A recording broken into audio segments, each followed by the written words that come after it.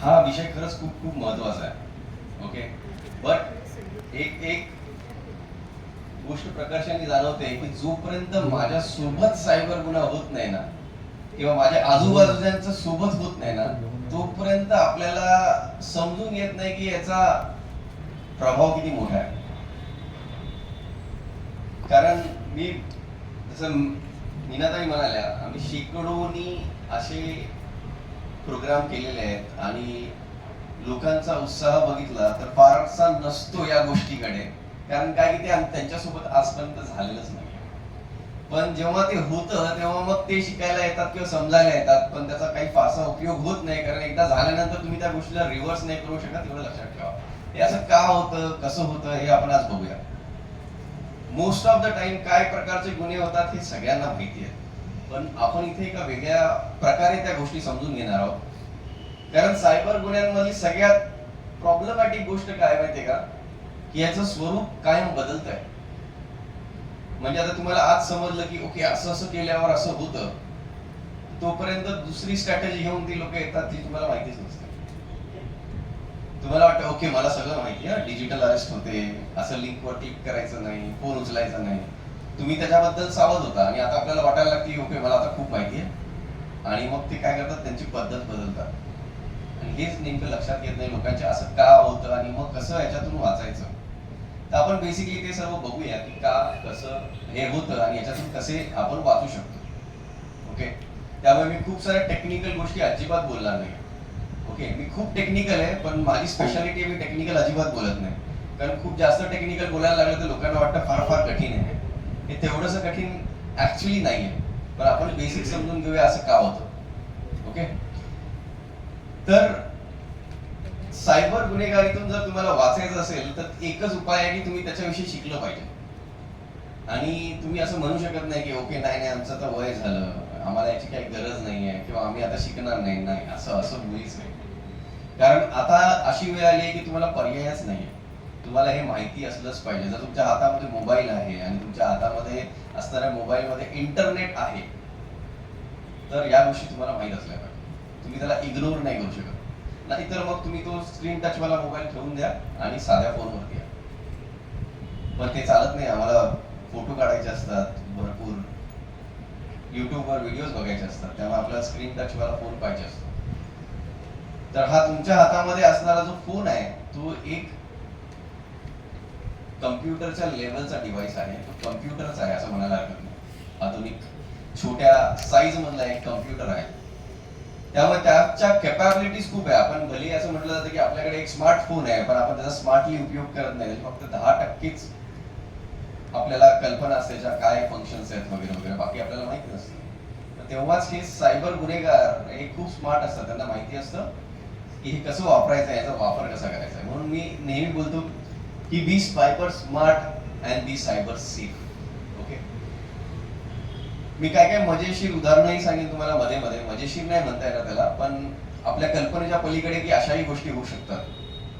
त्यांचं डोकं इतकं चालतं की आपण विचार नाही करू शकत, तिकडे जातं. आणि आता हा सायबर गुन्हा म्हणजे की हा फक्त पैशाशी संबंधित नाही. आपण पैशाविषयी फार बोलतोय की पैसे चोरीला जातात, बँक अकाउंट, पण हा इथे लिमिटेड नाही, याच्या पलीकडेही तो आहे. तर आपण बोलतो फक्त पैशाविषयी. मी आत्ताच मागच्या आठवड्यामध्ये टाइम्स ऑफ इंडिया मधली हेडलाईन वाचली की आपल्याकडे सायबर गुन्ह्यामध्ये, सायबर फ्रॉड मध्ये किती दिवसाला किती पैसे जात असतील असं तुम्हाला वाटतं? किती पैशांचा फ्रॉड होत असेल अंदाजे? काही नंबर सांगा मला. तुम्हाला काय वाटतं किती? 2 कोटी बोलले सर. ओके, अजून कोणाचं काय मत? 500 कोटी. ओके, अजून कोणी? सो टाइम्स ऑफ इंडियाची न्यूज आहे, भारतामध्ये दिवसाला 100 कोटी रुपयाचा सायबर फ्रॉड होतोय. टाइम्स ऑफ इंडियाची न्यूज आहे, 100 कोटी रुपये. हो, पर डे. तुम्हाला पाहिजे तर गुगलवर सर्च करा. ओके, 100 कोटी सायबर फ्रॉड इंडिया, तुम्हाला टाइम्स ऑफ इंडियाची लिंक भेटेल त्याच्यावर. त्यामुळे तुम्ही बघितलं असेल आता आपली कॉलर ट्यून पण चेंज झाली आहे. तुम्ही फोन जसा लावता किंवा उचलता लगेच इमिडिएटली तुम्हाला सांगायला सुरुवात करतात की बाबा अशा प्रकारचे तुम्हाला फोन आले तर त्याच्यापासून सावध राहा. का करायची ही वेळ येते? कारण सायबर गुन्हे इतक्या झपाट्याने वाढत आहेत की त्याला कंट्रोल करणं अशक्य होतं. मग खूप सारे लोक ओके ओके पोलिसांनी त्यांना केलं पाहिजे, पोलिसांनी त्यांना पकडलं पाहिजे. हे इतकंसं सोपं नाही आहे, कारण याचं स्वरूप ज्या प्रकारचं आहे की हे गुन्हे करण्यासाठी माणसाला प्रत्यक्ष तिथे असायची गरज नाही. तो कुठेतरी लांब कुठे बसलाय आणि तिथून तो करतोय, त्यामुळे त्याला शोधणं. मग खूप साऱ्या वेळेला ज्युरिडिक्शन हा पण भाग येतो. फॉर एक्झाम्पल, गुन्हा डोंबिवलीत झालाय, गुन्हेगार राजस्थानमध्ये बसलाय, पोलिसांच्या आवाक्यातच नाही की तिथपर्यंत जा किंवा तिकडच्या बँकेशी कोऑर्डिनेट करा किंवा तिकडच्या पोलिसांची परत कॉन्टॅक्ट करा. आणि हा जो वेळ या गोष्टीच्या मागे जातो तोपर्यंत गुन्हेगार पसार होतो. ओके, त्यामुळे आपला प्रयत्न असला पाहिजे की हा गुन्हा घडू नये म्हणून प्रयत्न असला पाहिजे. एकदा घडल्यावर त्याला सॉल्व्ह होतो असं नाही की नाहीये, पण त्याच्यामध्ये जो मानसिक त्रास होतो तो प्रचंड आहे. ओके, बऱ्याच वेळा लोक बोलतात अरे मी काय केलंच नाही, मी काही शेअरच केलं नाही, मी कुठे क्लिकच नाही केलं, आणि तरी पण असं झालं. असं शक्यतो होत नाही. आपण काहीतरी केल्याशिवाय शक्यतो होत नाही. ओके, तर मगाशी मीनाताईंनी सांगितल्याप्रमाणे आमचं एक फाउंडेशन आहे, त्याचं नाव आहे ब्रेन गॅन फाउंडेशन. आणि या फाउंडेशन तर्फे आम्ही असे अवेअरनेस प्रोग्राम करतो. तुमच्या इथेही कुठेही करायचं असेल तर आम्ही डेफिनेटली जातो. मी इथून पुण्यापर्यंत आणि वेगवेगळ्या शाळांमध्ये, एनजीओज मध्ये आम्ही लहान मुलांसाठी पण करतो. कारण समाजामध्ये जर खरंच बदल घडवायचा असेल तर ऍक्च्युअली मध्ये आपण लहान मुलांना शिकवायला सुरुवात केलं तर ते जनरेशन जे चेंज होतं तर नेक्स्ट जनरेशन एज्युकेटेड होऊन पुढे येतं. त्यामुळे आम्ही लहान मुलांसाठी खूप सारे कार्यक्रम केले असेल, म्हणजे माहित नाही मला, मी कधी मोजले नाहीत ऍक्च्युअली, पण खूप हजारोच्या संख्येने मुलांना आम्ही आजपर्यंत शिकवलं. आणि मुलं पटकन शिकतात. त्यामुळे त्यांना अवेअर करणं, कारण हे धोके फक्त आणि फक्त पैशाशीच रिलेटेड नाही, याच्या पलीकडेही आहेत. याच्यामुळे खूप सारा मानसिक ताण, तणाव, मुलं डिप्रेशन मध्ये जाणं, मुलींसोबतही भयंकर प्रकार घडतात आणि ज्यामुळे त्या डिप्रेशन मध्ये जातात, कधी कधी सुसाईड ही करतात. असे इन्सिडेन्सेस आहेत. पण ज्या प्रकारे म्हटलं आपली लोकसंख्या इतकी आहे की हे सगळे गुन्हे आजूबाजूला घडत असतात ना, आपल्याला कळत नाही. जेव्हा ते आपल्या बिल्डिंग मध्ये, आपल्या शेजारी पाजारी किंवा आपल्या मित्रांसोबत, आपल्या नातेवाईकांसोबत घडतात, तेव्हा आपल्याला कळतं की ओके, हा एवढा मोठा प्रॉब्लेम आहे.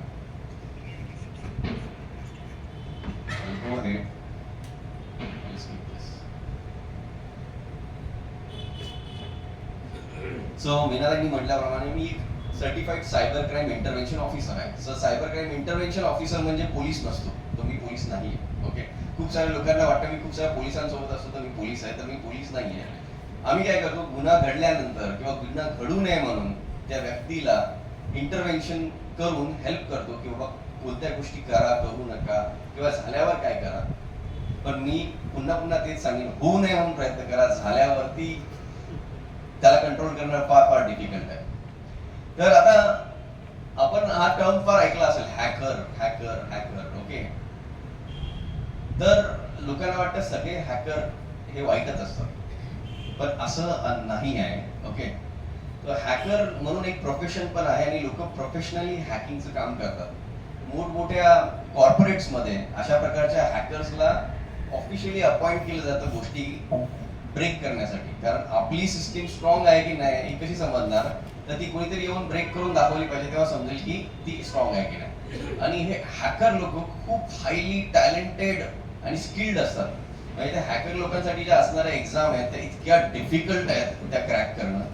आणि ह्या हॅकर लोकांना जे पैसे दिले जातात सॅलरीच्या स्वरूपामध्ये ते प्रचंड असतात. त्यामुळे नॉर्मली हॅकर लोक हे जे प्रकारच्या गोष्टी चाललेल्या आहेत ना त्याच्यामध्ये ते इन्व्हॉल्व नसतात. त्यामुळे आपल्याला जर असं वाटत असेल तर कोणतरी आपल्याला फोन करून आपल्याकडून असे पैसे उकळतोय वगैरे आणि तो हॅकर आहे, तर त्याची शक्यता फार कमी असते. कारण हॅकर लोक एवढी छोटी कामं करत नाहीत. ते लोक 100-200 कोटी 1000 कोटीच्या घरामध्ये करायचं तर करतात. असं आपल्याकडून 10-15 हजार लाख रुपये त्यांच्यासाठी ते इम्पॉर्टंट नाही. तर मी काय बोलतो, ही जी गुन्हे करणारे लोक असतात हे स्कॅमर्स असतात. स्कॅमर म्हणजे काय, लोकांना मॅनिप्युलेट करणं. त्यांचं कामच आहे की मॅनिप्युलेशन करणं. याला टेक्निकल शब्दामध्ये बोलतात सोशल इंजिनिअरिंग. हे लोक सोशल इंजिनिअरिंग करतात म्हणजे काय, त्यांच्याकडे असणाऱ्या माहितीच्या आधारावर तुम्हाला मराठीमध्ये बोलायचं झालं तर गंडवण्याचं काम करतात. तुमच्याशी अशा प्रकारे बोलतात किंवा अशा गोष्टी तुम्हाला सांगतात की ज्यामुळे तुम्ही त्याच्यामध्ये फसता. माझा आपल्या किती लोकांना असे खूप लोक भेटतात मला की मला कोणी फसवू शकत नाही. ओके, मला कोणी मॅनिप्युलेट करू शकत नाही. तर असं कॉन्फिडन्स असणं चांगली गोष्ट आहे. ओव्हर कॉन्फिडन्स असू देऊ नये. कारण याच्या मागे रिझन काय आहे माहितीये का, आपलं जे ह्युमन माइंड आहे त्याला मॅनिप्युलेट करणं सहज शक्य असतं. आपल्याला अलर्ट राहायचंय पण मॅनिप्युलेट करणं शक्य असतं. मी तुम्हाला एका उदाहरणाने दाखवतो. मी तुम्हाला, आपल्यापैकी मॅक्झिमम लोकांना इथे नॉर्मल इंग्लिश वाचता येत असावं, राईट? परफेक्ट. तर मी तुम्हाला एक टेक्स्ट दाखवतो. आपण तो टेक्स्ट बघूया.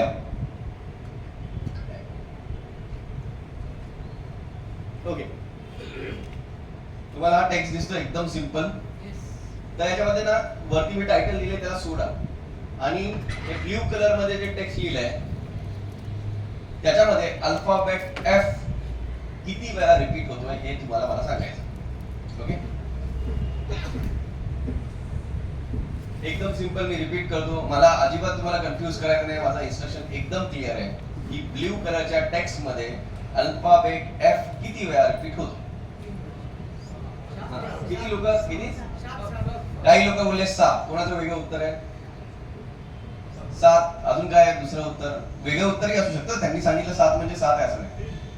3 वेळा होत आहे. ओके, अजून 4 वेळा होत आहे. अजून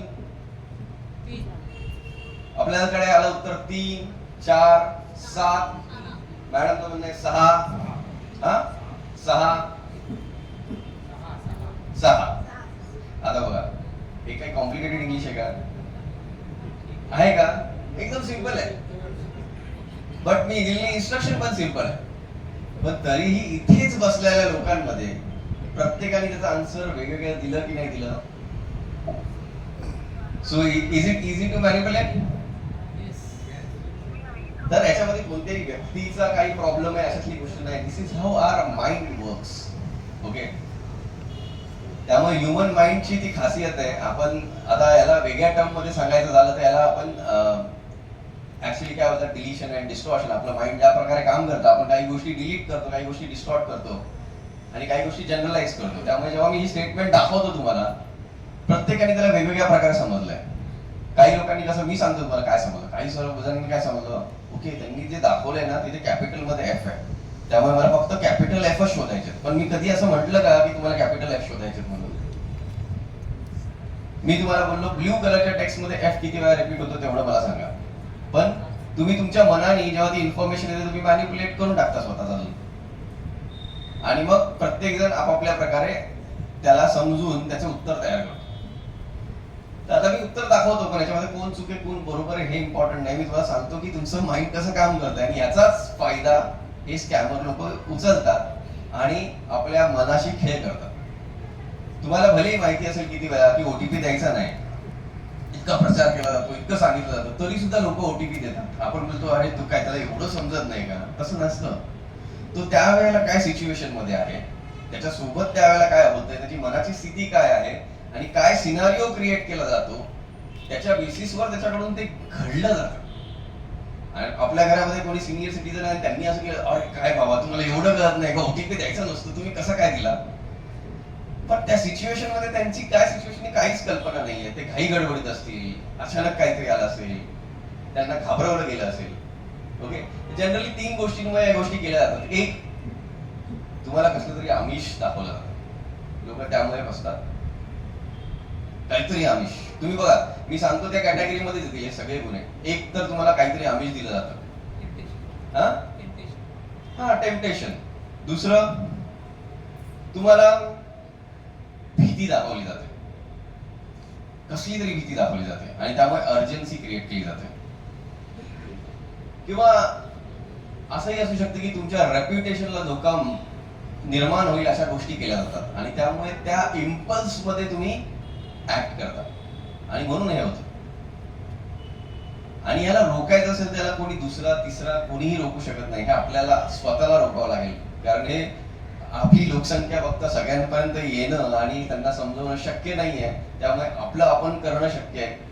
पोलीस किंवा कोणी इतर मंडळी मदत करू शकतात, पण याचा आवाका इतका मोठा आहे. जर तुम्ही विचार करा दिवसाला 100 कोटी म्हणजे एक मल्टीनॅशनल कंपनीचा टर्नओव्हर पण नाहीये तेवढा, जेवढे हे स्कॅमर्स स्कॅम करतात दिवसाला. त्याचं उत्तर मी दाखवतो, पण डेफिनेटली त्याच्या मागे हा रिझन नाही की कोण राईट आहे कोण रॉंग आहे. नेक्स्ट नाही, नेक्स्ट नाही, मागे घे. ओके, आता मी रेड मध्ये हायलाइट केले इथं, तुम्हाला दिसेल. ओके, आता अचानक तुमच्या डोळ्यासमोर सगळे यायला लागले असतील की मी हा मिस केलाय, ओके मी हा केलाय, ओके सगळं तिथेच होतं, फक्त आपल्याला दिसत नाही. राईट. सो हा सगळा मॅनिप्युलेशनचा खेळ आहे. ही मंडळी आपल्याला मॅनिप्युलेट करतात. आता तुमचा थोडासा कॉन्फिडन्स वाढला असेल तर आता मी तुमची परत एकदा टेस्ट घेतो, ओके.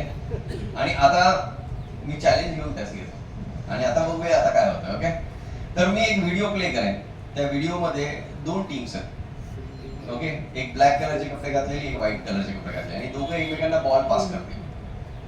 तर तुम्हाला काउंट करायचं आहे की बॉल किती वेळा पास झाला. सेल चेंज करायचं आहे का?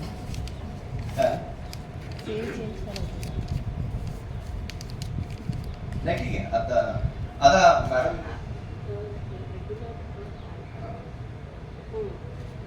तर मॅडम व्हिडिओ प्ले करतील. सगळ्यांचं अटेन्शन स्क्रीन पर्यंत पाहिजे आणि माझं चॅलेंज आहे, बघूया आपण.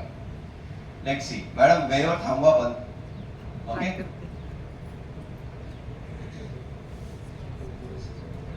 आवाज थोडा वाढवा. लाईट बंद करायची, तुम्हाला दिसतंय? बंद, थांबवा तो व्हिडिओ. या लाईट्स बंद करायच्या.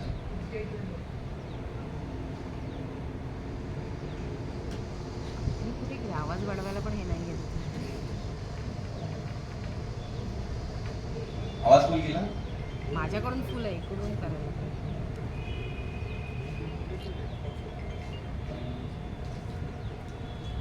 बघा, मी अजूनही सायबर गुन्ह्यांविषयी काही बोलत नाही, कारण सायबर गुन्हा नंतर घडणार आहे. पहिले तुम्हाला समजलं पाहिजे की याच्या मागचं लॉजिक काय. कारण मला माहिती, तुम्हाला जर लॉजिक समजलं ना तर इथून पुढे होणार कुठलाही गुन्हा तुम्ही पटकन ओळखाल की नाही हा गुन्हा आहे.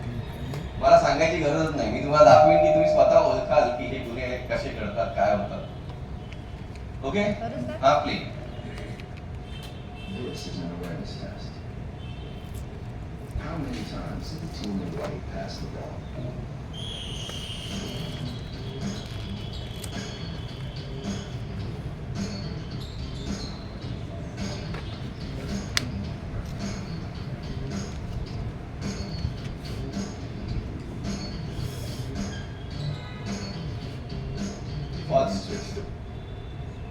ओके, मॅडमनी उशिरा पॉज केला, हरकत नाही. कोणाचं काय काय उत्तर होतं? किती? काही लोकांचं 16 होतं, बरोबर. 13 होता. तुम्ही खूप प्रामाणिक म्हणताय, उत्तर समोर दिसून पण मनातलं सांगता. 16, 14, 12, 13. बघा, इथले इथे आता तुमच्या डोळ्यात एक खत किती आहे? अर्ध्या मिनिटाचा व्हिडिओ आहे, 1 मिनिटाचा व्हिडिओ आहे. त्याच्यामध्ये सिंपल इन्स्ट्रक्शन दिले तुम्हाला, इकडून इकडे बॉल पास होतोय आणि त्याच्यामध्ये पण आपण गोष्टी मिस आउट करतो किंवा आपण काही लोकांनी 16 काउंट केलं, काही लोकांनी 13 काउंट केलं. आपण हे करतो. आता याच्यामध्ये कोणाची चूक आहे अशातली गोष्ट नाही, हे असं होतं. कारण तुम्ही कशी इन्स्ट्रक्शन घेतली आणि काय केलं त्याच्यावरती डिपेंड आहे. आता खरं उत्तर ऑलरेडी इथे दाखवलंय. ओके, मॅडमनी चेंज केलं पण तुम्हाला दाखवतो.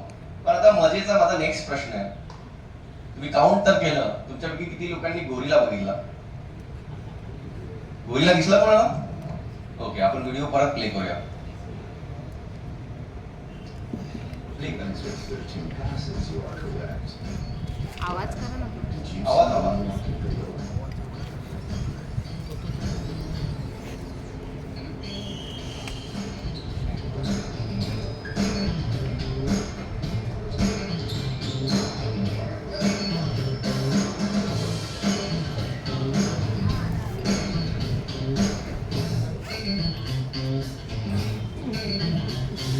आता मला सांगा, तो लहान होता का गोरिला? एवढा मोठा गोरिला होता, पण तुम्हाला दिसला का तो? नाही, मगाशी दिसला का? आता तर दिसलाच, मगाशी नाही दिसला. असं का झालं? कारण मी तुम्हाला काय बोललो, बॉल किती वेळा पास होतोय त्याच्यावरती लक्ष द्या. बॉल किती वेळा पास होतोय त्याच्याकडे लक्ष द्या. त्यामुळे तुमचं अटेन्शन सगळं त्या बॉलवर होतं आणि त्यामुळे इतका मोठा गोरिला डोळ्यासमोरून जातोय आपल्या आणि आधी पण आपल्याला समजत नाही. आणि याच स्थितीचा ते फायदा घेतात आणि आपल्याला मॅनिप्युलेट करतात. तुम्हाला वाटतं मी ओटीपी दिलाच नाही, तो तुमचं लक्ष दुसरीकडे कुठेतरी वेधतोय काहीतरी सांगून तुम्हाला, आणि तुमचं सगळं अटेन्शन तिकडे आहे. पण त्याचं चाललं काहीतरी वेगळंच आहे. जे त्याला करायचं आहे ते काहीतरी वेगळंच आहे. त्यामुळे अशा वेळी करायचं काय ते बघूया आपण. तर सगळ्यात पहिलं काम, आपल्याला जर कल्पना नाहीये काय होत आहे, तर पहिल्या सगळ्यात पहिले स्टॉप केलं पाहिजे.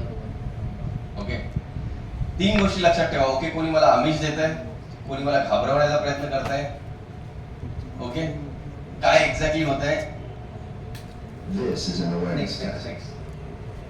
तर जसं मी म्हटलं 2 गोष्टी आहेत, एक भीती आणि एक आमिष. या 2 गोष्टी प्रकर्षाने यूज होतात कुठल्याही प्रकारचा स्कॅम करायसाठी. तर आता नेक्स्ट स्लाइड लावा. आता तुम्ही जर आपल्याकडे कोणी खरं खरं फिशिंग केलंय का? केलंय? पूर्वी लहानपणी वगैरे गावाला गेल्यावर असं मासा पकडायला गेलोय आपण, असं कधी केलंय? केलं असेल ना. तर आपल्याला फिशला पकडायचं असेल तर आपण काय लावतो? गळ्याला गांडूळ लागतो, काहीतरी लावतो जे त्याला आवडतं किंवा हवंय. तेव्हा तो फिश येतो ते खायला आणि तिथे अडकतो. या टेक्निकचं नाव खरंच फिशिंग आहे, त्याला फिशिंग बोलतात. आणि आता ते गळ्याला अशा गोष्टी लावतात ज्या लोकांना पाहिजेत. ओके, ज्या लोकांना पाहिजेत. आता मी तुम्हाला सांगत जाईन आणि म्हणजे तुम्हाला मी सांगेन व्यक्ती कोण आहे आणि तुम्ही मला सांगा की गळ्याला काय लावणार आपण. तर रिटायर्ड व्यक्ती आहे, त्याच्या गळ्याला काय लावायचं? व्याजाचं आमिष. म्हणजे तुम्हाला जर बाहेर 6% मिळतं, आम्ही 8.5 देतो. एक्स्ट्रा इन्कमची अपॉर्च्युनिटी देतो. अजून हा, आता हे लोभ झाला. आता मला तुम्हाला घाबरवायचंय तर मी काय करणार? नाही, वयस्कर लोक आहेत तर त्यांना काय म्हणतात, तुमचं पीएफ अकाउंट बंद होणार आहे, अकाउंट फ्रीज करणार आहे. ओके, तर या प्रकारच्या गोष्टी तुम्हाला सांगितल्या जातात. आता या 2च गोष्टींची लिमिटेड नाही, अजूनही आहे. ते किती क्रिएटिव्ह आहे, किती कल्पकतेने ती घेऊन येतात ते एक गोष्ट वेगळी आहे. आणि त्यातल्या त्यात त्यांच्याकडे तुमच्याविषयी ऑलरेडी माहिती असेल तर तुमचं नाव घेऊनच बोलतात. आता या व्यक्तीला माझं नाव पण माहिती आहे, या व्यक्तीला माझा घरचा ऍड्रेसही माहिती आहे, या व्यक्तीला माझ्या मुलांची नावही माहिती आहेत. म्हणजे मग हे अशा प्रकारे ती लोक गायला होतात. आता बघा, कोणीतरी मुलगा आहे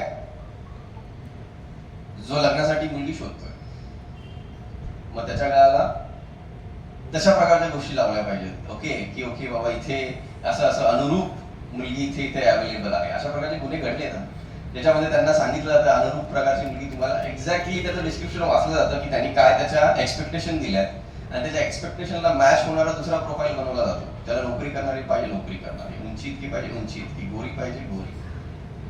आणि मग खोटे प्रोफाईल बनवून त्यांना पाठवले जातात. ओके ठीक आहे, मग आता तुम्हाला पुढे जायचं असेल तर तुम्हाला 3,500 रुपये भरावे लागतील. मग आम्ही झूम वरती तुमची मीटिंग सेटअप करतो.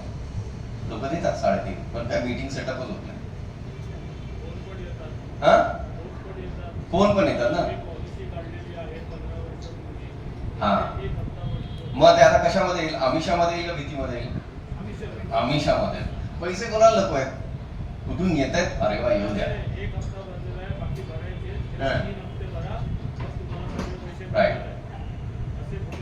राईट. सो जर तुम्हाला काहीतरी कोणतरी फ्री मध्ये देत आहे किंवा जे एक्सपेक्टेड आहे त्याच्यापेक्षा खूप जास्त देत आहे, तर तिथे विचार करण्याची गरज आहे की बाबा खरंच असं का करतायत ती लोक. ओके, पॉलिसीचे पैसे मिळत आहे, स्वतःहून फोन करून ते तुम्हाला देतात पॉलिसीचे पैसे, कॅशबॅक देत आहेत. लेडीजला काय असेल कॉस्मॅटिक्स वगैरेच्या लिंक्स येतात आणि त्या सगळ्या एकमेकींना स्प्रेड करतात. हो, हा, त्यांच्याकडे आपली सगळी माहिती असते. आता ती त्यांच्याकडे कशी माहिती असते आता, तर ही माहिती ते लोक आपल्याविषयी गोळा करतात. ती सहजासहजी कोणालाही कधी मिळते. बऱ्याच वेळा तुम्ही झेरॉक्स काढायला जाता, झेरॉक्स काढताना आपले इम्पॉर्टंट डॉक्युमेंट झेरॉक्स काढता. तर झेरॉक्स काढायला तुम्ही पर पेज 1 रुपया देत असाल तर तुमच्या झेरॉक्सची दुसरी कॉपी असते ज्यासाठी समोरची लोक 5 रुपये देतात त्यांना. त्यामुळे मग तुमच्या डॉक्युमेंटची ते 2 कॉपी काढतात, एक तुम्हाला देतात, एक ठेवून देतात, जी संध्याकाळी येऊन तो माणूस कलेक्ट करून 5 रुपयाला पर कॉपीने घेऊन जातो. मग त्यामध्ये तुमचं आधार कार्ड असू शकतं, इलेक्ट्रिसिटी बिल असू शकतं, पॅन कार्ड असू शकतं. जर तुम्ही सॅलरी स्लिप देत असतील तर सॅलरी स्लिपच्या पण कॉपीज असू शकतात. तर हा एक वे आहे ज्याच्याने तुमची इन्फॉर्मेशन लीक होऊ शकते. अजूनही बरेचसे वेज आहेत ज्यांनी इन्फॉर्मेशन लीक होते. आपण कुठल्या तरी कामासाठी आपले डॉक्युमेंट्स व्हॉट्सअपवर सेंड करतो, मध्ये इकडे तिकडे जातात, अजून स्प्रेड होतात. हा, तर आपल्याकडे एक इम्पॉर्टंट ऍक्ट ज्याला GDPR ऍक्ट बोलतात तो अजूनही इंडियामध्ये लागू नाहीये. बाहेरच्या कंट्रीजमध्ये हा खूप खूप स्ट्रिक्ट आहे की आपली कुठलीही पर्सनल इन्फॉर्मेशन आहे ही बाहेर शेअर झाली नाही पाहिजे. बऱ्याच वेळा ज्या वेबसाईट्स आहेत ज्या या प्रकारची इन्फॉर्मेशन स्टोअर करतात त्या वेबसाईटच हॅक होतात आणि मग त्या वेबसाईट हॅक झाल्या की ती इन्फॉर्मेशन डाउनलोड करून ते विकतात.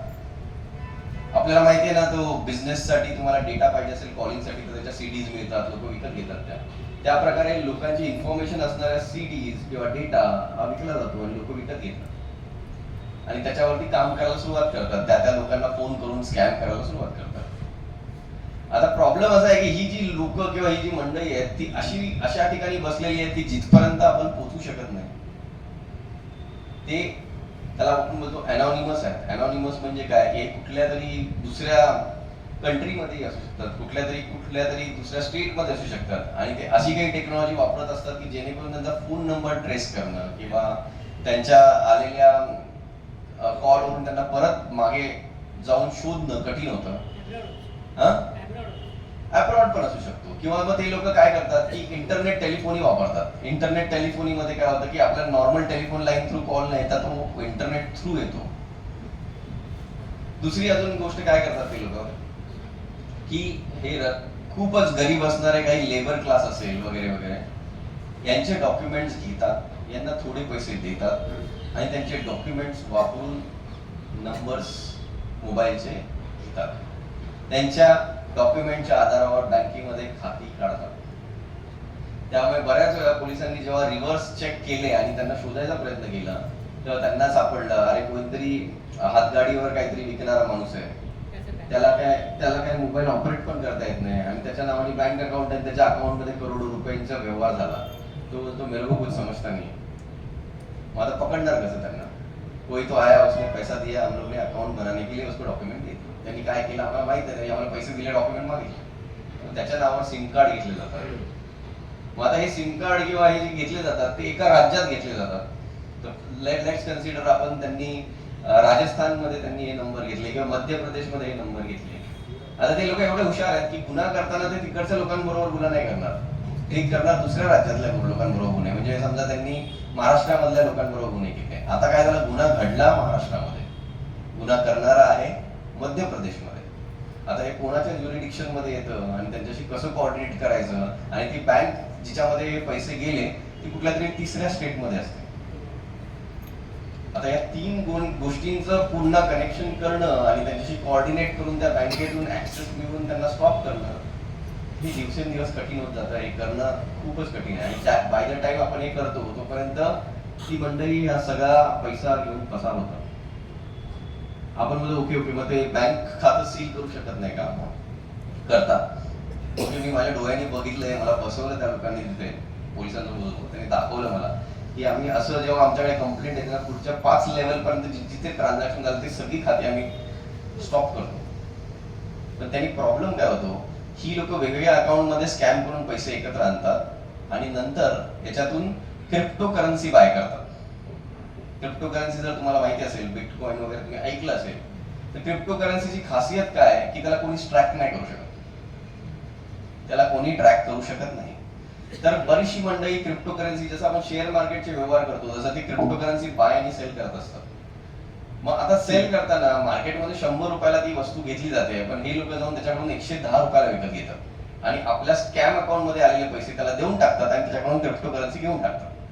आता एकदा क्रिप्टो करन्सी मध्ये कन्व्हर्जन झाल्यावर त्या क्रिप्टो करन्सीला ना ट्रॅक करतायत, ना कोणाच्या नावावर अकाउंट शोधतायत, ना काहीच करतायत. आणि आता तुम्ही जी खाती पोलिसांनी बंद केली तिथे अशा लोकांची असतात जे ज्यांच्या अकाउंट मध्ये ते ट्रान्झॅक्शन झाले. क्रिप्टो करन्सी कसं आहे करतात. आता ती क्रिप्टो करन्सी बाहेरच्या देशांमध्ये बऱ्याचशा ठिकाणी व्हॅलिड आहे आणि जसं आपण क्रेडिट कार्ड वापरतो तसं तिकडे क्रिप्टो करन्सीने तुम्ही गोष्टी परचेस करू शकता, तुम्ही व्यवहारामध्ये वापरू शकता. तेव्हा आपल्या इथे नाहीये. काही ठिकाणी क्रिप्टो करन्सीचे ATM सुद्धा अवेलेबल असतात ज्याच्यामध्ये तुम्ही ते क्रिप्टो करन्सी थ्रू पैसे विड्रॉ करू शकता.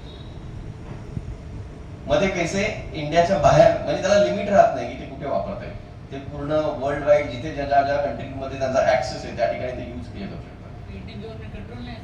इंडियन गव्हर्नमेंट कसं कंट्रोल करणार? आता बाय आणि सेल जे आहे ते होतं, पण आता त्यांनी काय केलं, स्कॅमचा पैसा वापरला ती क्रिप्टोकरन्सी विकत घ्यायला. आता ज्यांनी विकत घेतलं ज्याच्याकडून त्यांनी विकत घेतलं त्यांनी त्याला ट्रान्सफर करून टाकलं आणि हा व्यवहार ऑनलाईन होतो, कोणी घेतलं माहित नाही, काय नाही, ट्रॅक करणं, आणि नंतर ती सगळी अकाउंट ते बंद करून टाकतात. त्यामुळे ते ट्रेसच होत नाही. त्यामुळे असं नाही की समजत नाही, माहिती आहे, पण त्यांना थांबवणं खूप कठीण होतं. त्यामुळे जर तुमच्यासोबत असं काही झालं की तुमचे पैसे गेले तर ताबडतोब 1930 वर कॉल करून कंप्लेंट देणं हा सगळ्यात इम्पॉर्टंट एक आहे. पुढे मी दाखवेन तुम्हाला नंबर. नेक्स्ट. सो पूर्वीच्या काळी जेव्हा गुन्हे व्हायचे, नेक्स्ट तेव्हा अशा प्रकारे डाकू होते जे आपल्याला माहिती होतं, त्यांचे आपण पोस्टर वगैरे लागायचे, ओके, गब्बर 50,000 का इनाम वगैरे वगैरे. पण आता प्रॉब्लेम असा आहे की यांना आपण ना बघू शकत ना, हे कुठे आहेत सांगू शकत. नेक्स्ट. तर अशा प्रकारे हे कम्प्लिटली अनॉनिमस आहेत. नेक्स्ट. कम्प्लिटली अनॉनिमस आहेत आणि यांना शोधणं फार कठीण आहे. ओके, असं बोललं जातं की ओके यांची फुटप्रिंट असेल, आपण यांना शोधूया, यांचे IPs वगैरे शोधूया. तर ते लोक काही तंत्रज्ञान वापरतात ज्याला असं VPN वगैरे बोलतात, व्हर्च्युअल प्रायव्हेट नेटवर्क. त्याच्यामध्ये कसं असतं, टनल्स असतात, भुयारी मार्ग जसं आपण बोलतो तसे भुयारी मार्ग असतात. त्यामुळे त्यांच्या कम्प्युटर पासून ते तुमच्या कम्प्युटरवर पोहोचेपर्यंत ते बऱ्याचशा भुयारी मार्गातून तिथपर्यंत येतात. त्यामुळे जेव्हा आपण त्यांना रिव्हर्स ट्रेस करायला जातो तेव्हा त्यांचे काहीही फुटप्रिंट्स अजिबात मिळत नाही. त्यामुळे हे अजून कॉम्प्लिकेट होतं. तर only ways to make sure की आपण सायबर स्मार्ट आहोत. कारण जसं मी सांगितलं, हा वेगवेगळ्या फॉर्म मध्ये घडतो गुन्हा. हा मुलांसोबतही घडतो, तरुणांसोबत घडतो, वृद्धांसोबत, कोणासोबतही घडू शकतो. याचे फॉर्म्स वेगवेगळे आहेत. Okay, next. सो आता काय झालंय, माझ्याकडे मी तुला सांगायला सांगितलं.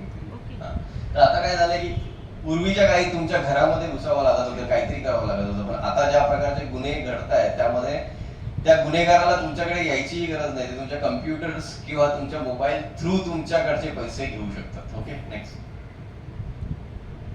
सो बऱ्याच प्रकारचे आहेत, पण इथे ज्या प्रकारचे ऑडियन्स आहे आणि तुमच्याशी रिलेटेड ज्या गोष्टी आहेत आपण त्यांच्याविषयी बोलू, बाकी विषयी बोलणार नाही, कारण विषय खूप आहे त्याच्यामध्ये. रॅन्समवेअर झाले, म्हणजे पूर्वीच्या काही कसं लोकांना किडनॅप केलं जायचं आणि किडनॅप करून पैसे मागितले जायचे. आजकालच्या काळामध्ये ते काय करतात, तुमच्या कम्प्युटरला किडनॅप करतात. हा, म्हणजे बेसिकली तुम्ही तुमचा कम्प्युटर ऍक्सेस करू शकत नाही. तर एखाद्या कंपनीचा डेटा, फॉर एक्झाम्पल अकाउंट्स टीमचा जो कम्प्युटर आहे त्याच्यामध्ये सगळे अकाउंट्स आहेत, कंपनीचे व्यवहार आहेत, आणि त्यांचा कम्प्युटर जर लॉक झाला आणि तो ऍक्सेस नाही करू शकले तर त्यांच्यासाठी खूप मोठा प्रॉब्लेम आहे. आणि हे मोठमोठ्या कंपन्यांसोबत घडले, असं नाही की छोट्या कंपन्या वगैरे वगैरे, मोठमोठ्या. हा, ते पण होतं. पण आता सिक्युरिटी दिवसेंदिवस ते बेटर करत चालले. पण अशा प्रकारच्या गोष्टी होतात. डोंबिवलीमध्ये आता मध्यंतरी खूप सारे ज्वेलर्स होते आणि त्या ज्वेलर्सचे सगळ्यांचे कम्प्युटर एका वेळी लॉक झाले. त्याला रॅन्समवेअर बोलतात. आणि मग ते काही केले ओपन होत नाही. त्याच्यावरती एक नोटीस येते की तुम्हाला अनलॉक करायचं असेल तर एवढी अमाऊंट या क्रिप्टोकरन्सीच्या फॉर्मॅटमध्ये याच्यावरती पाठवा, तेव्हा आम्ही तुम्हाला त्या लॉकची चावी देऊ, त्याशिवाय देणार नाही. मग आता तुम्ही विचार करा, तुमचा वर्षभराचा व्यवहार जो असेल तो त्या कम्प्युटरमध्ये आहे, त्यांनी कुठेही त्याचा बॅकअप घेतलेला नाहीये आणि सगळा डेटा, कोणाकडून पैसे यायचे आहेत, कोणाला किती द्यायचे आहेत, हे सगळं त्याच्यावरती स्टोर आहे. पण त्याचा जो पर्याय उरत नाही आणि मग शेवटी बरेचसे लोक पैसे देतातही ते अनलॉक करायला, आणि ती पैसेची अमाऊंट जी असेल ती लाखोमध्ये असते. ओके, जशी कंपनीची तुमची साईज आहे तसे ते प्रकारे ते पैसे मागतात. नेक्स्ट. कुठली सिस्टीम? कोणती सिस्टीम? आता सर, रोज गाड्यांनी ऍक्सिडेंट होतात, बरेचशी लोक त्यामुळे मृत्युमुखी पडतात. तुम्ही उद्या बोलून गाड्या पण बंद करा, असं होऊ शकत नाही. कितीतरी लोक पाणी प्यायल्यामुळे आणि त्यातून झालेल्या ऍक्च्युली संसर्गामुळे किंवा काही प्रॉब्लेममुळे आजारी पडतात किंवा मृत्युमुखी पडतात. त्यासाठी आपण पाणी बंद नाही करू शकत ना. तर हे विज्ञान आहे, प्रगती करणार, तुम्ही याला थांबवू शकत नाही. The only way is to learn, understand and implement. Next. हे खूप सारे वेगवेगळे प्रकारचे आहेत. आपण पुढे जाऊया, आपण याच्यावर बोलू नये. नेक्स्ट. इवन तुम्ही बघितलं असेल असे अमिताभ बच्चन वगैरे या लोकांचे सुद्धा अकाउंट हॅक झालेले आहेत. ओके, असं नाही की आपल्या सामान्य माणसांचेच होते, एवढ्या मोठ्या व्यक्तींचेही होत. Next.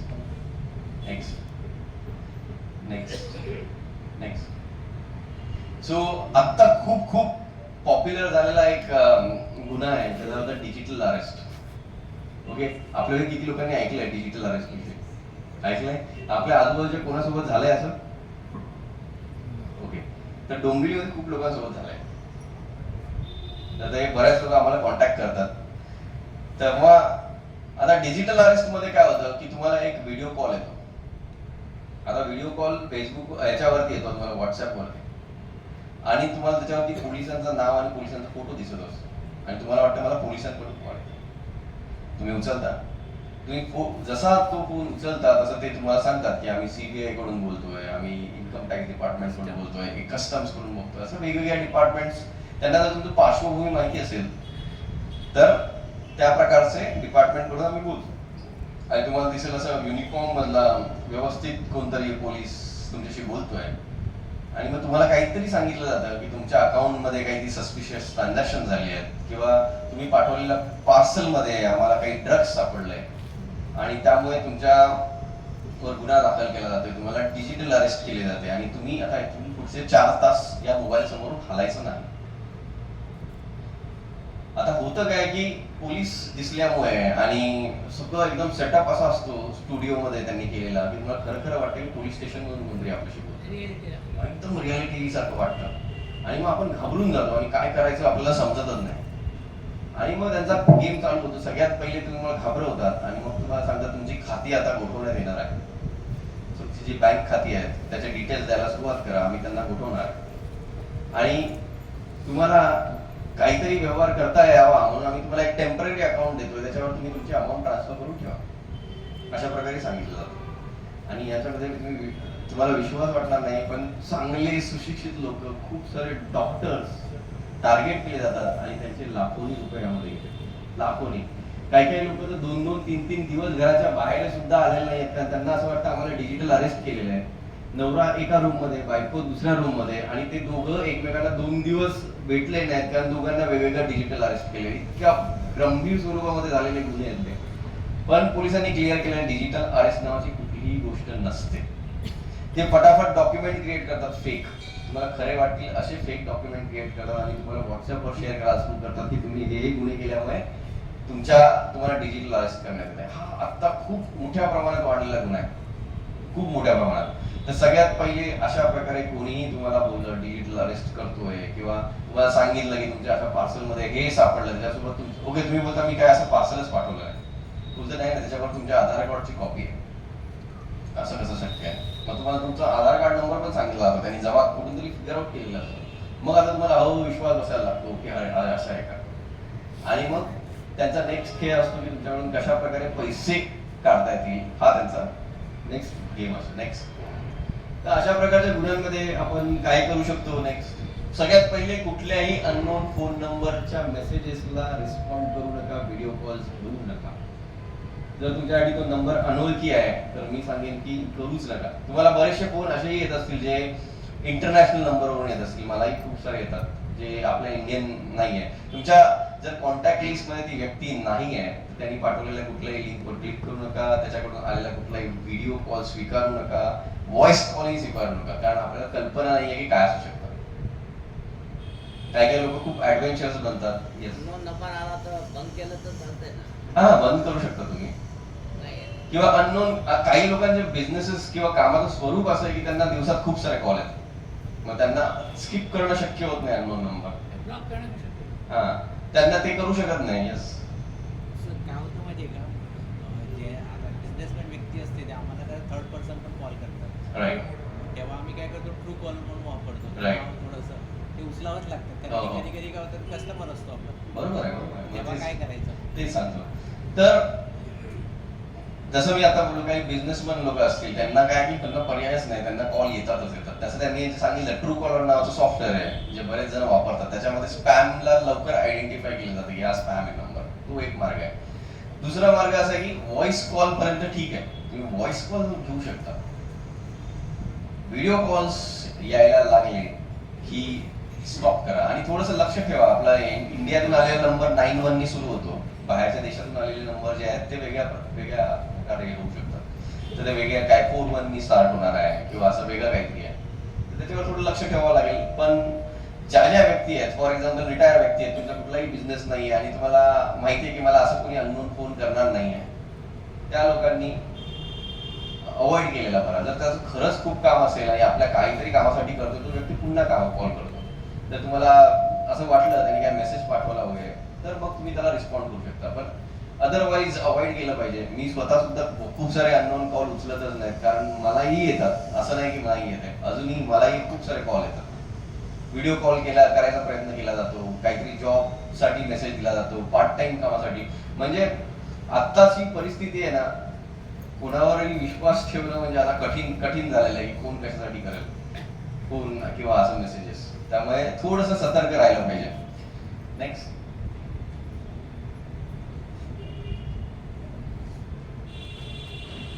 Okay, don't get under influence and involve others for help.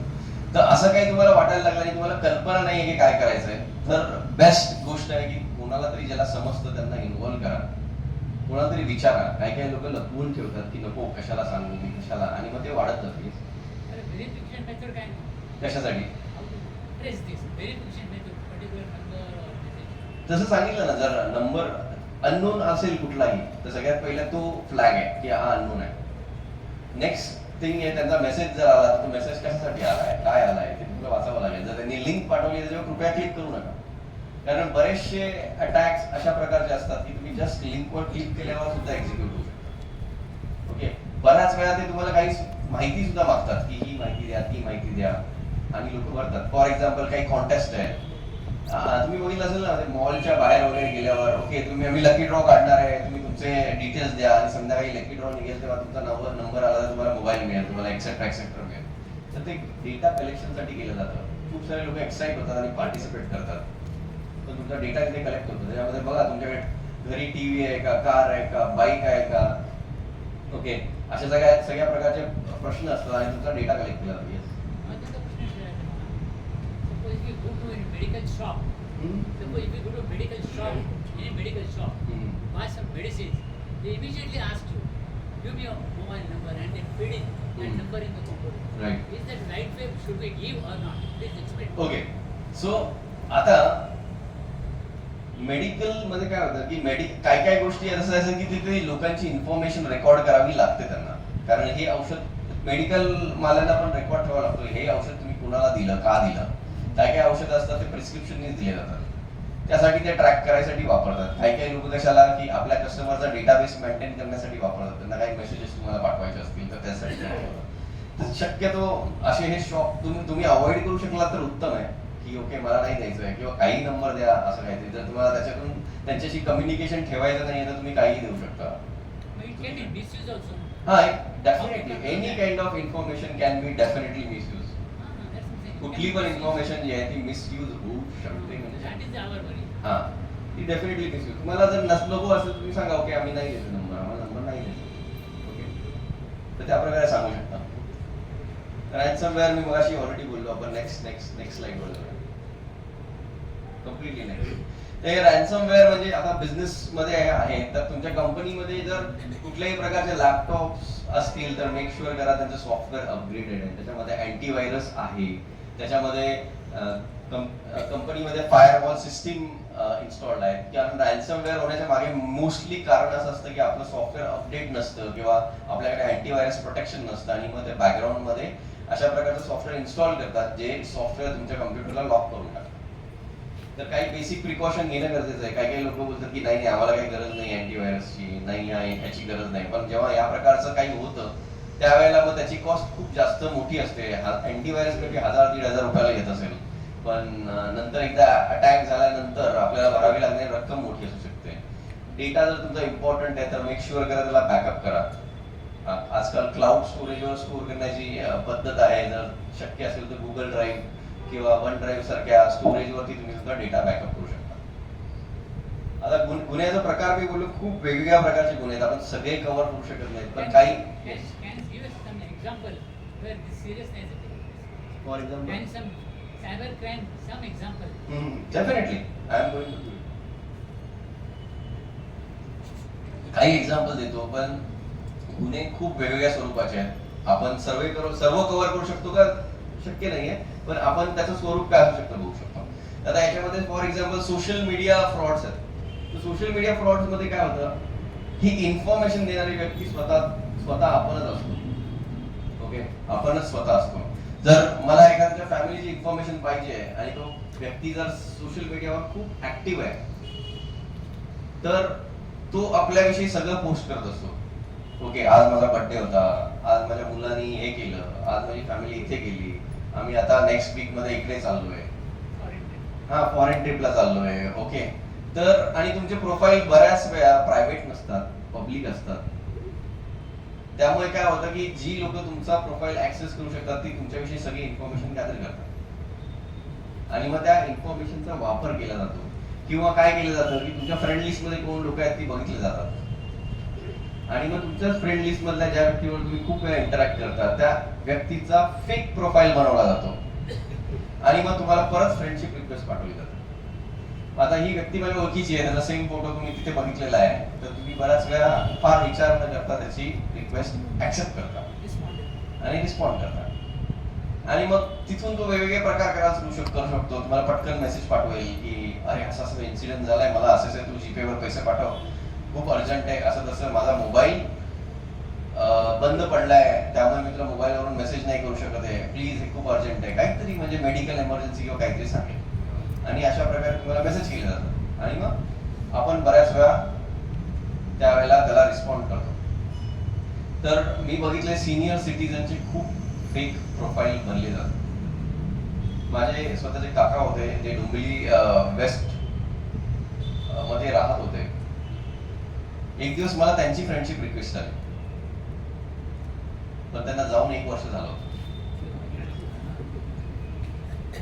मी म्हणलं हे काय आहे, असं काय, आणि मग त्यांनी काय केलं, सगळ्या नातेवाईकांना ऍड करायला सुरुवात केली होती. तेव्हा आमच्या लक्षात आलं, मग आम्ही त्यांना बॅन करायला सुरुवात केली. कारण काय की बऱ्याच वेळा ती व्यक्ती हयात नाहीये हे खूप साऱ्या लोकांना माहिती नसतं, पण ती व्यक्ती खूप रिस्पेक्टेड असते समाजामध्ये आणि मग त्यांनी जर रिक्वेस्ट केली तर लोक छोटीशी अमाऊंट साठी तयार होऊन जातात मदत करायला.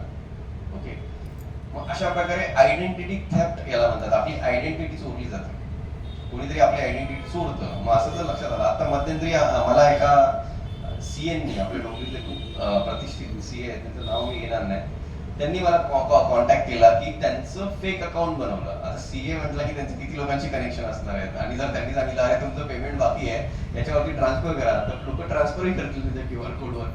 काय कल्पना आपण घेऊ शकत नाही काय काय होऊ शकतं. मग त्यांनी कॉन्टॅक्ट केला की असं असं झालंय, माझं अकाउंट असं असं कोणीतरी फेक आयडी बनवलं. मग आम्ही त्यांना सांगितलं काय करायचं. त्यांच्या सगळ्या टीमने आणि आम्ही मिळून त्या फेक अकाउंटला बॅन केलं. तर तुम्हाला असं आढळलं की हा अकाउंट फेक आहे, तर त्याच्या नावासोबत 3 डॉट येतात, ते क्लिक करायचं आणि report this account as a spam और असं तिथे ऑप्शन येतं. तर त्याच्यावर तुम्ही जेव्हा क्लिक करा आणि असं 5 ते 10 लोकांनी केलं की ते ऑटोमॅटिक ब्लॉक होतं ते अकाउंट. तर तुम्हाला असं जाणवलं की ओके माझा कोणीतरी फेक अकाउंट बनवलंय, त्याचं लिंक घेतली आणि आपल्या ग्रुपमध्ये शेअर केली आणि सगळ्यांना सांगितलं की याला स्पॅम म्हणून मार्क करा आणि 10-15 लोकांनी त्याला स्पॅम म्हणून मार्क केलं की ते अकाउंट फेसबुक, इंस्टाग्राम बंद करून टाक. स्कॅनची डेफिनेशन सांगा. स्कॅन म्हणतात तुम्ही आता. हा, डेफिनेशन सांगा. स्कॅम म्हणजे काय की कुठल्याही प्रकारे तुमच्याकडून पैसे उकळण्यासाठी केलेला प्रयत्न. आता मेजर इंटेन्शनच याचं पैसे उकळणं हा आहे, पण माझ्या मते 3 गोष्टींच्या अनुषंगाने हे गुन्हे घडतात. एक, सगळ्यात पहिले पैसे. ओके, दुसरं खूप मोठं एक कारण आहे जे आपण कल्पना करू शकत नाही, आजकाल लोक रिवेंज घेण्यासाठी सुद्धा करतात. रिवेंज, समजा मला तुमचं नाव खराब करायचं आहे तर तुमच्या खोट्या प्रोफाईल बनवून त्याच्यावरती नको त्या गोष्टी पोस्ट करून तुम्ही रिवेंज घेऊ. आणि तिसरा प्रकार असतो, there are people who are psychopath, ज्यांना काही घेणं देणं नाही पैशाची, त्यांना रिवेंज पण नाही घ्यायचं, पण त्यांना लोकांना त्रास द्यायला पाहिजे. अशा प्रकारचे गुन्हेगार काही इंटरनॅशनली सापडले ज्यांना काही घेणं देणं नाही, त्यांना फक्त लोकांना त्रास द्यायला मजा येते म्हणून ती लोक अशा प्रकारे गुन्हे करतात. अशी लोक आहेत. हा, हरासमेंट, आणि त्याच्यामध्ये त्यांना एक मजा येते वेगळ्या प्रकारची. तर असे खूप सारे इन्सिडेन्सेस आहेत. तुम्ही जर नेटफ्लिक्स बघत असाल तर नेटफ्लिक्स बरोबर सायबर हेल नावाची एक मालिका आहे, सायबर हेल. तुम्हाला मी फ्रँकली सांगतो, मी ती कंटिन्युअसली बघू शकलो नाही, इतकी भयावह आहे. मी अशी पार्ट मध्ये बघितली, इतकी भयावह आहे. सायबर हेल हेल नरक. तर त्याच्यामध्ये एक हॅकर असतो, त्याचं नाव आहे गोडगू म्हणून काहीतरी हॅकर आहे. त्या हॅकरचं टार्गेट शालेय विद्यार्थिनी आणि मुलं आहे. मग हा त्या लोकांना टार्गेट करतो आणि काहीही करून आपलं एक सॉफ्टवेअर त्यांच्या डिव्हाइस मध्ये इन्स्टॉल करतो. आणि त्या डिव्हाइस मध्ये इन्स्टॉल केल्यानंतर त्याला त्यांचा कॅमेराचा ऍक्सेस मिळतो. आणि एकदा कॅमेराचा ऍक्सेस मिळाला की तो त्याचा वापर करून किंवा त्यांच्या मोबाईलचा ऍक्सेस मिळाला की त्यांची जी इन्फॉर्मेशन, त्यांचे फोटोग्राफ झाले किंवा त्यांची चॅटिंग झाली किंवा मग त्याची इमेजेस झाली एक सगळी गोळा करतो. आणि मग त्या इन्फॉर्मेशनचा वापर करून त्यांना तो ब्लॅकमेल करायला लागतो आणि मग त्यांना वेगवेगळे टास्क देतो आणि ते परफॉर्म करायला लावतो. आणि हे टास्क करताना त्यांना लाईव्ह व्हिडिओ स्ट्रीम करायला लावतो, ब्लॅकमेलिंग. आणि ते लाईव्ह व्हिडिओ स्ट्रीम बघणाऱ्या टेलिग्राम वरती रूम्स होत्या जिथे लोक पैसे देऊन ही लाईव्ह स्ट्रीम बघतात. आणि मग त्याच्यामध्ये वेगवेगळे टास्क दिले जातात आणि ते टास्क जर तुम्ही ऐकले तर ते इतका कियसवाना प्रकार आहे. आणि ते हे सगळं लहान मुलांच्या बाबतीमध्ये घडलं जातं आणि त्यातले काही लोक न सहन झाल्यामुळे सुसाईड कडे पण जातात. त्यामुळे मी बोललो फक्त पैसे हा प्रकार नाही, याच्यामध्ये एक खूप इन डेप्थ आहे, ज्याच्यामध्ये मानसिकता आणि मुलांचं डिप्रेशन मध्ये जाणं याच्या पलीकडे जातं. म्हणजे मी तुम्हाला त्यातले एकच टास्क सांगतो, बाकी तर खूपच विचित्र आहे. ते एक प्रकारचा टास्क देतात की मुलांना, त्यामुळे मुली पण आहेत मुलंही आहे, की तुम्ही आत्ता तुमच्या टॉयलेट मध्ये जा आणि तुमच्या टॉयलेट सीटला टंगनी लिक करा. किती भयावह आहे. आणि याचं ते व्हिडिओ लाईव्ह स्ट्रीमिंग करत असताना लोक बघत असतात. आणि जर तुम्ही नाही केलं तर तुमच्या बाबतीमध्ये हे केलं जाईल, ते केलं जाईल, असं त्यांना घाबरवलं जातं. हे वन ऑफ द टास्क झालं. आणि टास्क कॉम्प्लिकेट होत जातात, वेगवेगळ्या प्रकारचे होत जातात. अजून तर म्हणजे तुम्ही बघा ते सायबर हेल्थ, जर तुम्हाला खरंच इंटरेस्ट असेल की काय आहे, पण खूप भयंकर आहे. पण याविषयी जनरली कोण बोलत नाहीये. नेटफ्लिक्सवर पण याविषयी जनरली कोणी बोलत नाही, कारण आपल्याकडे सध्या जो गुन्ह्याचा प्रकार आहे तो जास्तीत जास्त प्रकार जो आहे हा पैशाच्या स्वरूपामध्ये. आणि म्हणून आपण पैसे पैसे पैसे याविषयी बोलतोय. पण त्याच्यामुळे होणारं, मुलांना येणारं मानसिक तणाव, डिप्रेशन, सायबर बुलिंग हा प्रकार आहे. ओके, तर फॉर एक्झाम्पल आपण शाळेमध्ये होतो तर आपल्याला शाळेमध्ये सगळ्यांच्या बाबतीत झालं असेल, आपल्या आडनावावरून, आपल्या हाईट वरून किंवा आपल्या वजनावरून आपल्याला चिडवलं जायचं. तो गमतीचा भाग म्हणून आपण सोडून द्यायचो. पण आता सोशल मीडियावर काय झालं की आपण अख्खं जगासाठी ओपन करतो आणि मग त्याच्यामध्ये लोक आपल्याला क्रिटिसाइज करायला सुरुवात करतात, आपल्याशी चुकीचं बोलायला सुरुवात करतात. आणि बऱ्याच वेळा ते जे आहे ते लोकांना सहनच होत नाही. आणि याच्या विक्टिम्स कितीतरी सेलिब्रिटीज आहेत. ओके, सोनाक्षी सिन्हा हिच्याविषयी खूप सारं आहे. सायबर बुलिंग मध्ये तिला खूप क्रिटिसाइज केलं जायचं तिच्या दिसण्यावरून, तिच्या वजनावरून, याच्यावरून. त्यामुळे लोक डिप्रेशन मध्ये जातात की लोक माझ्याविषयी इतकं वाईट बोलतात. मग असं हे प्रकार आजकाल शाळेतल्या मुलांच्या बाबतीतही घडायला लागलेले आहेत. आता तुमची मुलं असतील किंवा नाती असतील तर तुम्ही नक्की लक्ष ठेवा की ते कुठले सोशल मीडिया वापरतायत, काय वापरतायत. कारण त्या सोशल मीडियावर काय दाखवलं जातं ना याच्यावर काही कंट्रोल नाही आहे. आपण काय करतो की जनरली त्यांना मोबाईल देतो, ते काय करतात आपल्याला माहित नाही. कुठल्या प्रकारचे गेम ते खेळतायत ते आपल्याला माहिती नाहीये. कारण या गेम्स मध्ये आणि या व्हिडिओज मध्ये आपल्या ब्रेनला प्रोग्राम करायची पॉवर असते. सुसाईड गेले पण आपल्या माइंडसेटला प्रोग्राम करायची पॉवर असते. लहान मुलांचे माइंडसेट फार लवकर प्रोग्राम होतात. मग तुम्ही बघा ते एका विचित्र प्रकारची हेअरस्टाईलच करतील, एका विचित्र प्रकारचे कपडे घालायला लागतील, कारण ते इन्फ्लुअन्स होतात त्या कॅरेक्टर्स करून आणि त्यांचं बिहेवियर कॉपी करायला लागतात. एकदम लहान मुलं असतील तर बघा ते सिंचन नावाचं कार्टून येतं, एक सिंचन. तो सिंचन एकदम खोडकर मुलगा असतो आणि तो खूप खोड्या करत असतो. मग जो मुलगा ते कार्टून बघतोय हळूहळू त्याचं बिहेवियर कॉपी करायला लागतो. माझी एक फ्रेंड होती, तिची भाची आहे, ती ओली 5 वर्षाची आहे, ती काहीतरी कुठल्या तरी स्पेसिफिक कार्टून बघते. तर तिच्या मनासारखं नाही झालं तर ती बोलते I hate this family, I don't want this family. किंवा 5 ते 7 वर्षाची मुलगी अशा प्रकारे कसं बोलू शकते की मला ही फॅमिली नको आहे, मी याचा तिरस्कार करते आणि I don't want this family. तर ते कुठलं ते कार्टून कॅरेक्टर आहे ज्याच्याविषयी ते बघतात आणि त्यामध्ये त्यांनी ते वापरलेले शब्द असतात, त्याच्यामुळे त्यांचं ब्रेन फार लवकर प्रोग्राम होतो. त्यामुळे लक्ष ठेवणं गरजेचं आहे की आपण त्यांना काय बघायला देतोय. कारण मी नेहमी एक एक्झाम्पल देतो की एक 6 महिन्याचं किंवा 7 महिन्याचं बाळ आहे आणि मी जर त्याला एक पूर्ण कोकोकोलाची बाटली पाजली तर काय होईल? डेफिनेटली त्याची हेल्थ खूपच डिस्टर्ब होईल. पण आज हा सोशल मीडिया किंवा इंटरनेट आपल्या मुलांना ज्या प्रकारचं कंटेंट दाखवत आहे जे त्यांच्या एज अप्रोप्रिएट नाहीये त्यामुळे त्यांना या सगळ्या वाईट गोष्टीचा डोस सतत पाळला जातोय.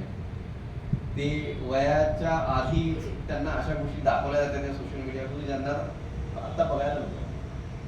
आणि त्याचा खूप भयंकर दुष्परिणाम आहे त्यांच्या अभ्यासावर, त्यांच्या प्रकृतीवर, त्यांच्या विचार करण्याच्या शक्तीवर याचा खूप प्रचंड परिणाम होतो. त्यामुळे थोडं लक्ष ठेवलं पाहिजे मुलं काय करतायत. त्यांच्या हातात मोबाईल दिला तर जर तुम्ही त्यांना स्वतःचा मोबाईल दिलाय म्हणजे त्यांना स्वतः वापरायचा फोन दिलाय तर मेक शुअर करा की त्याचं लॉक किंवा कोड काय आहे ते तुम्हाला माहिती असलं पाहिजे. बऱ्याच वेळा तुम्ही बघाल आमच्याकडे कंप्लेंट येतात, आता माझा मुलगा काय करतो माहित नाही, लॉक लावून ठेवलेलं आहे आणि मला पण पासवर्ड नाही.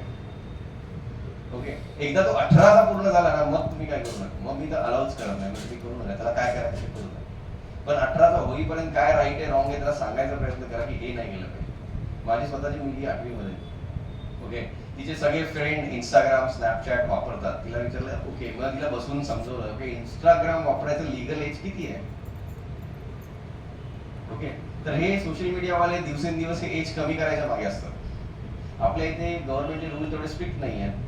आपल्या इथे लोक आरामात बायपास करतात. मी खूप साऱ्या शाळांमध्ये वर्कशॉप घेतो तर ते बोलतात नाही ते अलाउ करत नाही ना, आम्ही डेट ऑफ बर्थ मागे घेतो बोलतो आणि नवीन अकाउंट क्रिएट करतो. त्यांना माहिती आहे की त्याला कसं फसवायचं आणि मग ते अकाउंट क्रिएट करतात. तर हे खूप आहे, म्हणजे मुलांच्या बाबतीत बोलायचं झालं तर अजून खूप आहे. तर अशाच एका मुलीची एक स्टोरी आहे की जिला सोशल मीडियावर खूप शेअर करायला आवडायचं, जे जे करते ती, जे खाते, जिथे जाते.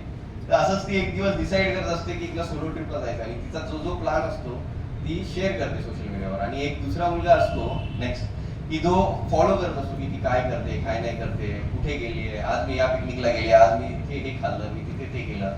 तर असंच ती एकदा प्लॅन करते की मी सोलो ट्रिपला जाणार आहे हायकिंगला नेक्स्ट.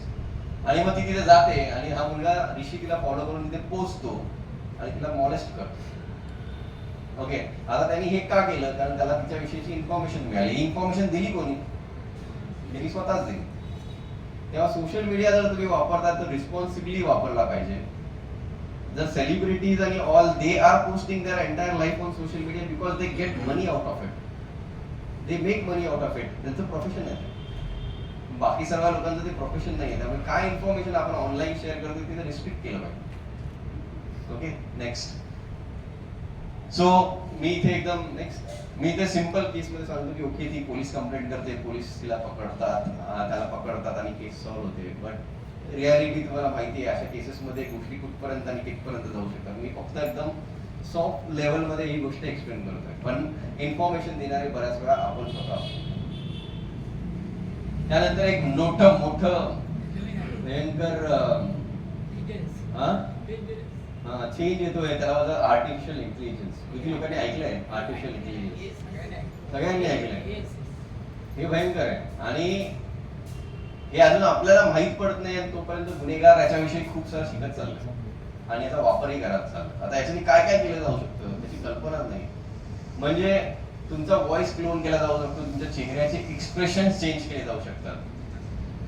या सगळ्या गोष्टी खूप आरामात होतात आणि तुम्हाला खूप हाय एंड टेक्निकल स्किल असायची पण गरज नाही. असे सॉफ्टवेअर रेडीमेड मिळतील ज्याच्यामध्ये तुम्ही टाकलं तुमचे फेशियल एक्सप्रेशन्स चेंज केले जाऊ शकतात. नेक्स्ट, तर तुम्ही जर विचार करा असा एक फोटो आहे ज्याच्यामध्ये काहीतरी असा वाईट इन्सिडेंट घडलेला आहे आणि सगळी लोक तिथे जमलेली आहेत आणि त्यामध्ये एक कोणतरी प्रतिष्ठित व्यक्ती आहे त्याला तिथे सॅड असायला पाहिजे, पण मी आर्टिफिशियल इंटेलिजन्स वापरून त्याचा चेहरा हसरा केला आणि तो फोटो जर सोशल मीडियावर पोस्ट केला तर त्याचा काय परिणाम होऊ शकतो. इतकं simple change. Okay, for example अजून डिटेलमध्ये जायचं, हे ऍक्च्युली रेकॉर्ड करतात त्यामुळे मी खूप साऱ्या गोष्टी रिस्ट्रिक्ट करतो बोलायचं. पण फॉर एक्झाम्पल म्हणून तुम्हाला सांगतो, एखादा फ्युनरलचा कार्यक्रम चालू आहे आणि त्या कार्यक्रमामध्ये सगळे प्रतिष्ठित मान्यवर उभे आहेत आणि आता हा दुःखाचा प्रसंग आहे, पण मी सगळ्यांच्या चेहऱ्यावरचा फेशियल एक्सप्रेशन चेंज करून सगळ्यांना हसरे चेहरे लावतो आणि ते सोशल मीडियावर पोस्ट करतो. काय होईल, त्याच्याने खूप मोठा वाद निर्माण होतो, हा वाद होईल. ओके, आणि लोक व्हेरीफाय कधी करतील की हा फोटो खरा आहे की खोटा आहे, ह्या नंतरची गोष्ट आहे. त्याच्या पहिले तो फास्ट स्प्रेड होईल आणि खूप सारे प्रॉब्लेम होतील. याच प्रकारे काय होऊ शकतं की नेक्स्ट लेवलला असं होऊ शकतं की एखाद्या व्यक्तीच्या अंगावरचे कपडे सुद्धा काढले जाऊ शकतात आर्टिफिशियल इंटेलिजन्स. आता याचा वापर, चुकीचा वापर कशा प्रकारे होऊ शकतो की फिगर आउट केला तर खूप सारी लोक ओके आपलं काय बिफोर मॅरेज फोटोशूट वगैरे होतं ना, काय म्हणतात त्याला आजकाल, प्री वेडिंग. तर लोक फार उत्साहाने प्री वेडिंग शूटचे आपले फोटो वगैरे सगळीकडे पोस्ट करतात. त्यांना वाटतं जास्तीत जास्त लोकांनी बघावं आणि लाईक पण करावं. हा?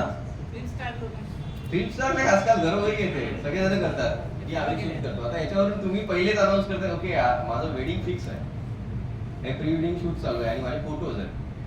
मग आता हे स्कॅमर्स अशा प्रकारचे फोटो डाउनलोड करतात आणि अशा प्रकारचे सॉफ्टवेअर वापरून त्या व्यक्तीचे अशा चुकीच्या पद्धतीने फोटो बनवू शकतात. जे फोटो जेव्हा त्यांना पाठवले जातात आणि ब्लॅकमेल केलं जातं की ओके तुम्ही आम्हाला एवढे पैसे द्या नाही तर आम्ही सोशल मीडियावर पोस्ट करू. आता लग्न आले 15 दिवसावर करणार काय, पैसे देण्याशिवाय पर्याय नसतो. आणि ही लोक फार जास्त लांब जात नाही, तेवढे पैसे मिळाले की सोडतात, दुसऱ्या व्यक्तीने शोधतात. त्यामुळे काय होतं, 15-20 हजार रुपये केले गेले जाऊ द्या, विषय संपला, दुसरा विक्टीम, तिसरा विक्टीम आणि न संपणार चालू राहत. आणि आता ह्या केसमध्ये जाऊन पोलीस कंप्लेंट कोण करेल, कोणीच करत नाही, कारण त्याचे गेलेले असतात 15-20 हजार रुपये. होतं ठीक आहे जाऊ दे, चल व्याप गेला, आता कुठे जाऊन कंप्लेंट करणार, परत त्याच्यावर चर्चा करणार आणि त्यामुळे हे गुन्हे नोंदच होत नाहीत आणि असे किस्से घडत राहतात. नेक्स्ट, मग असेच काही मी फोटो बनवलेच माझे स्वतःचे.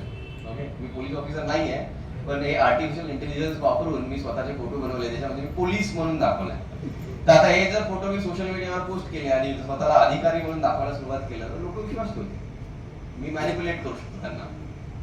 ओके, नेक्स्ट, हे फोटो मी सोशल मीडियावर स्वतःचे बनवलेले आहेत. ओके, आणि हे अक्षरशः खोटे आहेत. माझी इच्छा अशी आहे की असं झालं पाहिजे, पण अजून फार कठीण आहे. फोटो मध्ये 5 मिनिटात बनवतात, तर रिअल मध्ये वर्ष जाते. सो तुम्हाला ही ऍक्ट्रेस जर माहिती असेल, सगळ्यांनाच माहिती असेल ऍक्च्युली, पुष्पा मूवी मधली ऍक्ट्रेस आहे, तिच्यासोबत हा इन्सिडेंट झाला होता. तिचा एक व्हिडिओ अशा प्रकारे आर्टिफिशियल इंटेलिजन्स वापरून चुकीच्या पद्धतीने ऍक्च्युली बनवला गेला आणि तो शेअर केला गेला. त्याच्यामुळे तिला प्रचंड मानसिक ताण तणाव निर्माण झाला आणि याला आपण थांबवू शकत नाही, याला थांबवू शकत नाही. आपल्याला फार फार तर कळू शकतं की अजून काही दिवसांनी की ओके हा आर्टिफिशियल इंटेलिजन्स वापरून बनवलेला व्हिडिओ आहे किंवा फोटो आहे, हे कदाचित त्याच्यावरती आयडेंटिफिकेशन यायला सुरुवात होईल, पण याला आपण थांबवू शकत नाही या गोष्टींना. ओके, तर एक काही व्हिडिओज आहेत ते एआय ने क्रिएट केलेले आहेत फोटो वापरून. तुम्ही कधी बघितले असतील व्हॉट्सअपवर, तुम्हाला कल्पना येईल की नुसता फोटो जरी दिला त्यातून जिवंत व्यक्तीचे ऍक्च्युली हावभाव आपण निर्माण करू शकतो. त्या लेवलची capability artificial intelligence.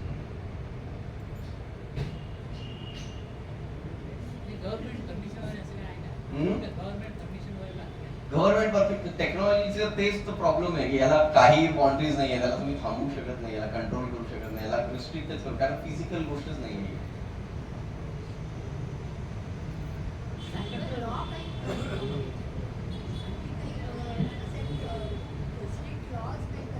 Cyber law करता येऊ शकतं, काही चालू आहे. ओके, आणि हा काय फक्त आपण फेस करतोय हा इश्यू नाही आहे, जगात सगळेच देश फेस करतात. ओके, सगळेच देश याला फेस करतात.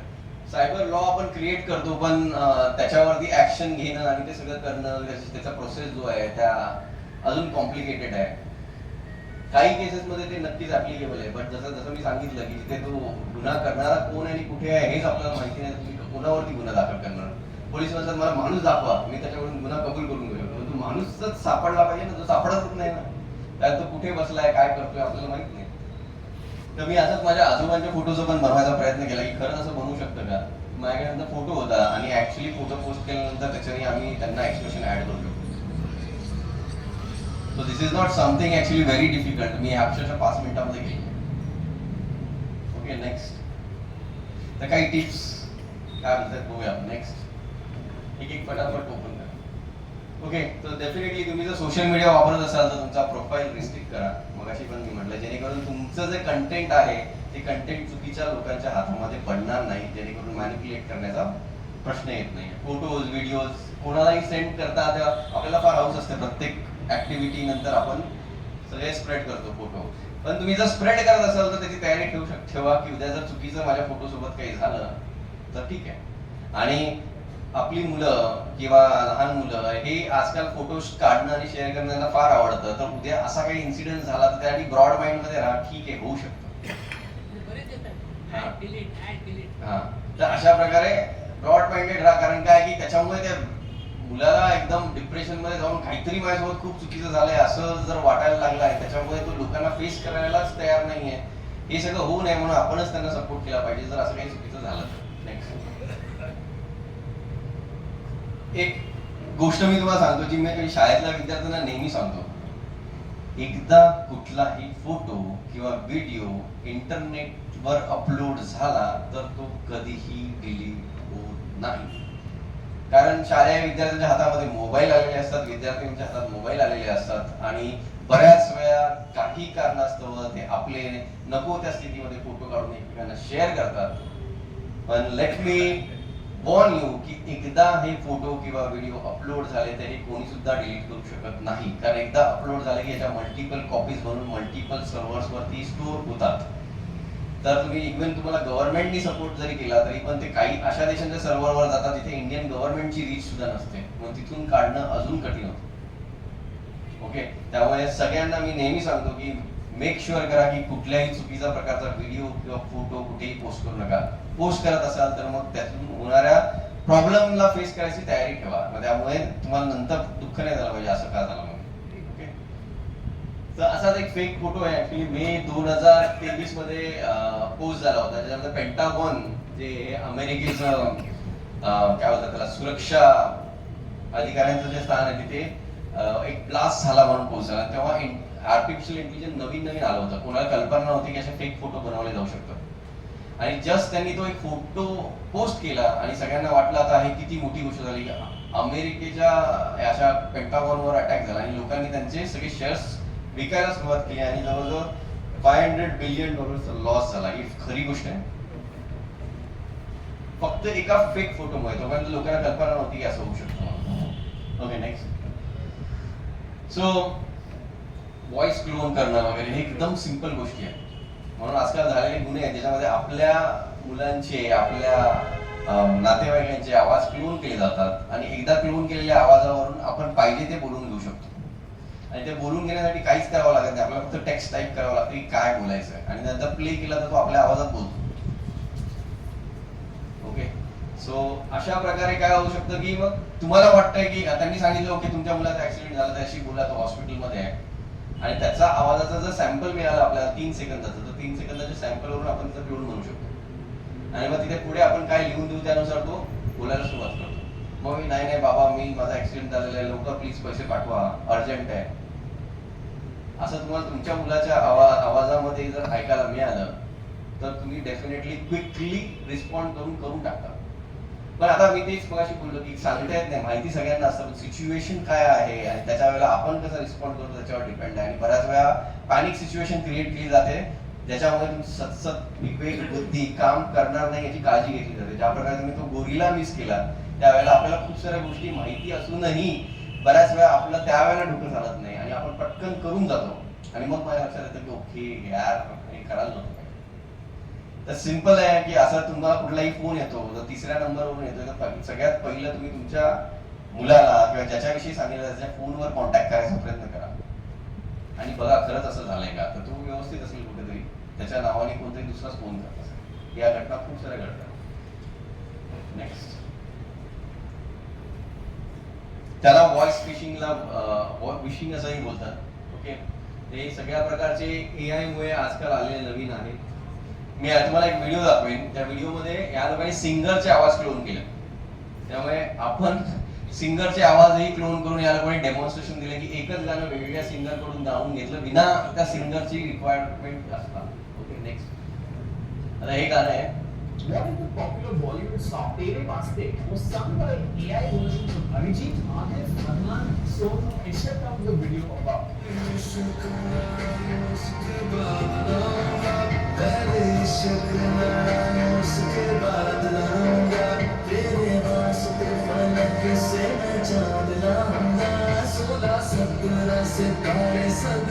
Amarjit Singh on Instagram created तर आता हे मोठं चॅलेंज ऍक्च्युली सिंगर लोकांसाठी किंवा जे क्रिएटिव्ह फील्ड मध्ये यांच्यासाठी आहे, कारण AI या सर्वांना आरामामध्ये मिमिक करू शकतो. उद्याच्या काळामध्ये कदाचित कुठल्याही तुम्ही बघाल की जुने सिंगरच्या आवाजामध्ये नवीन गाणी सुद्धा यायला लागली आहे, तर हे आर्टिफिशियल इंटेलिजन्स थ्रू होत आहे.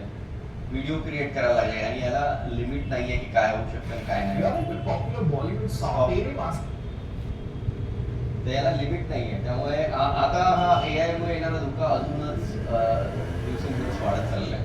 तो विषय खूप मोठा आहे आणि म्हणजे अख्खा दिवस जरी आपण असं इथे बसलो तरी पण हे चालूच राहील. तरी पण मी तुम्हाला अजून एक इन्सिडेंट दाखवतो ऍक्च्युली आणि मग त्यानंतर आपण क्लोज करूया. त्याला बोलतात कॅट फिशिंग. कॅट फिशिंग मध्ये कसं झालंय आता जसं आपण व्हॉइस क्लोन करू शकतो तसं आपण आता फेसही क्लोन करत होतो. त्यामुळे समोर तुम्हाला दिसणारा व्यक्ती कदाचित तुमच्या ओळखीचा असेल पण तो व्यक्तीच नसेल. अशा प्रकारे व्हिडिओ कॉलवरती फेस सुद्धा क्लोन होत आहे आणि त्याला कॅट फिशिंग असं बोलतात. एक असे इन्सिडेंट केरळमध्ये पण आता झालेला आहे की ऍक्च्युली त्याचा कोणतरी फ्रेंड और रिलेटिव्ह फोनवर दिसतोय, त्याचा आवाज पण सेम येतोय. आता तुम्ही बोला ओके ओके नाही नाही कोणतरी मला खोट्या आवाजातून फोन करू शकतो पण मी तर बघतोय त्याला, मला दिसतोय आणि मग तरी सुद्धा असं कसं होऊ शकतं. तर ऍक्च्युली मध्ये आता तेही होतं. त्यामुळे खूप अलर्ट राहणं गरजेचं आहे. पैसे कोणी मागतंय तर सगळ्यात पहिले क्लिक झाला पाहिजे बाबा हा पैसे का मागतो किंवा कोणी काही देते आपल्याला आमिष दाखवतं की तुम्हाला मी जास्त देतो, थोड्या पैशात देतो, डिस्काउंट देतो. अलर्ट व्हेरीफाय करा आणि त्यानंतरच ऍक्ट करा. राईट. आय थिंक काही नाही जाऊ. टीव्हीवर सकाळी 9 वाजता दाखवतात सायबर क्राईम हां एव्हरी संडे. हां very very informative program. Okay. 9 o'clock on national channel. Okay national चॅनलवर 9 o'clock Sunday, every Sunday. Okay, 9 to fine. 10. You Fine. must watch it. Okay. Very important. Nice. So definitely government प्रयत्न करते वेगवेगळ्या channel through ही information spread करायचं, लोकांपर्यंत पोहोचवायचं. पण लोकांची पण ही जबाबदारी आहे की त्यांनी हे समजलं पाहिजे, आपल्याला समजलं दुसऱ्यांना शेअर केलं पाहिजे, या गोष्टी एकमेकांना सांगितल्या पाहिजे आणि तेव्हाच त्याची जनजागृती होईल. आणि याच्यामधून कोणाची सुटका नाही आहे. तुम्ही टेक्नॉलॉजीला स्किप करू शकत नाही कारण त्याला काही अडवण्याचा मार्गच नाही. तुम्ही बोलो की AI नकोच आपल्याला, तर तुम्हाला अजून एक इन्फॉर्मेशन देतो. There is a new AI coming up. त्याचं नाव आहे एजंटिक AI. एजंटिक AI म्हणजे काय की AI चे एजंट्स असणार आहेत जे एजंट स्पेसिफिक जॉबसाठी ट्रेन केले जाऊ शकतात. तर जे काम असं रेग्युलर काम आहे आणि जिथे रिपिटेटिव्ह काम आहे AI चा एजंट त्या कामाला रिप्लेस करतो. म्हणजे तुम्ही समजा अकाउंटिंगचं काम करत असाल तर ते इतकं सहज सोप्या रीतीने काही दिवसांमध्ये रिप्लेस होईल की एक AI ते पूर्ण काम करून टाकेल. आणि हे जॉब चॅलेंजेस मार्केटमध्ये येत्या काही वर्षातच येतील. इथे एजंटिक AI ह्युमन्स कामाला जॉबला रिप्लेस करतील. Like robotic surgery. हां Like robotic surgery. हां रॉबोटिक सर्जरी एक जो प्रकार आहे तसंच खूप सारे नॉर्मल कामं आजकाल AI खूप सहजरित्या करते.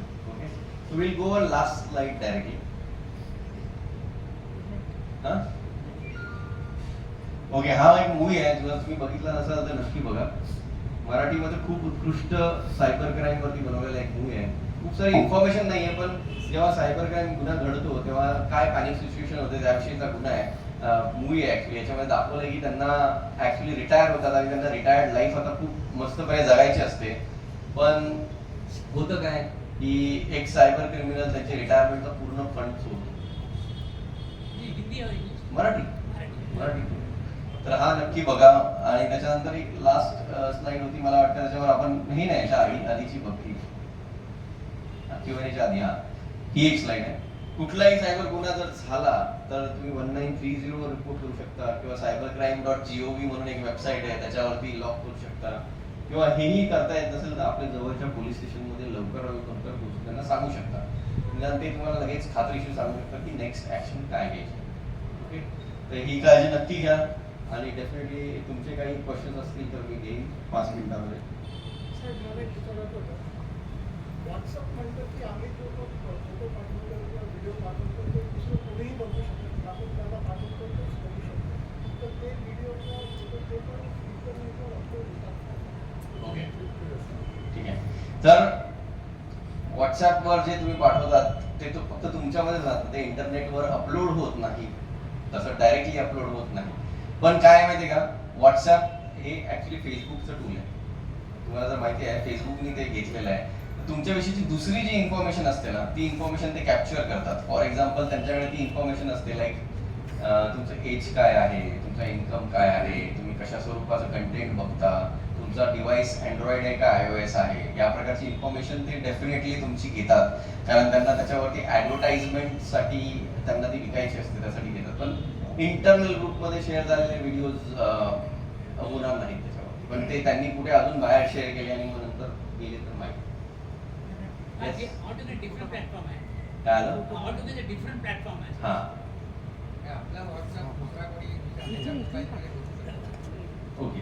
तर आता आपला व्हॉट्सअप दुसऱ्या ठिकाणी कोणी बघू शकतो का? तर एक्झॅक्टली काय होतं, व्हॉट्सअपनी दिलेलं एक फीचर आहे, त्याला बोलतात की वेब व्हॉट्सअप. तर वेब व्हॉट्सअप जर वापरलं तर तुमचा एक्झिस्टिंग व्हॉट्सअप आहे, आपण एका वेब पेजवर ओपन करू शकतो आणि तुम्हाला सगळे येणारे मेसेजेस त्याच्यावरती दिसू शकतो. त्याच्यावरती एक असतं, तुम्ही जर सेटिंगमध्ये गेलं तर वेब व्हॉट्सअपचं ऑप्शन येतं, ते जर ऑन केलं आणि QR कोड स्कॅन केला, एकदा तुमचा मोबाईल जर माझ्या हातामध्ये आला, मी तुमचा व्हॉट्सअप इथे क्लोन करू शकतो आणि त्यानंतर तुम्ही जे जे कम्युनिकेशन करा व्हॉट्सअपवर ते सगळं मला दिसतं. उपाय काय करायचा? उपाय असा आहे की शक्यतो तुमचा डिव्हाइस कोणाच्या हातात देऊ नका, कारण आपल्याकडे असे काही सॉफ्टवेअर तुम्ही दिले की 10 मिनिटात मी तुम्हाला असं इन्स्टॉल करून देईल की यापुढे तुम्ही काही बोलाल, काही सांगाल ते सगळं मला माहिती पडेल, काय चॅट कराल ते सगळं सांगाल, तुम्ही काय फोटो काढाल वगैरे एक्झॅक्ट पूर्ण फोन आपण क्लोन करू शकतो. या कॅपॅबिलिटीचे सॉफ्टवेअर आहे, तुम्हाला ते दिसणारही नाही कुठे इन्स्टॉल्ड आहेत किंवा काय आहे. ओके, असं क्लोज केला असेल तर त्याचा बंदसाठी आधी काय उपाय? हा तसा क्लोन केला असेल तर काही इंडिकेशन असतात, कारण हे सॉफ्टवेअर ना तुमच्या डिव्हाइसमध्ये 24/7 बॅकग्राऊंडमध्ये चालत असतं. तर त्यामुळे काय होतं, बऱ्याच वेळा तुम्हाला प्रॉब्लेम यायला लागतात, तुमची बॅटरी लवकर डिस्चार्ज होते किंवा तुमचा मोबाईल सतत गरम होतोय, तुम्ही काहीच करत नाहीये, काहीच वापरत नाहीये तरी पण तो गरम होतोय, याचा अर्थ काहीतरी बॅकग्राऊंडमध्ये ऍप्लिकेशन चालू आहे. तर तुम्हाला अशी काही शंका असेल तर मग तुम्हाला तो फॉर्मॅट करून पुन्हा नव्याने सुरू करणं आज एक ऑप्शन होतं. ओके, आता खूप साऱ्या कंपन्या हे करतात, लोक जे आपल्या एम्प्लॉईजला जे सेल्समध्ये आहेत त्यांना असे डिव्हाइसेस दिले जातात, जे डिव्हाइसेस रिमोटली ट्रॅक करणं कुठल्या पोझिशनमध्ये आहे. त्या बऱ्याच वेळा सेल्समध्ये असे करतात, मी इकडे गेलोय सांगतात, ते जातच नाही. म्हणून मग आता ते त्या प्रकारचं ट्रॅकिंग बऱ्याच कंपनीज वगैरे करतात आणि लोकेशन कॅमेरा असं कसं करतात.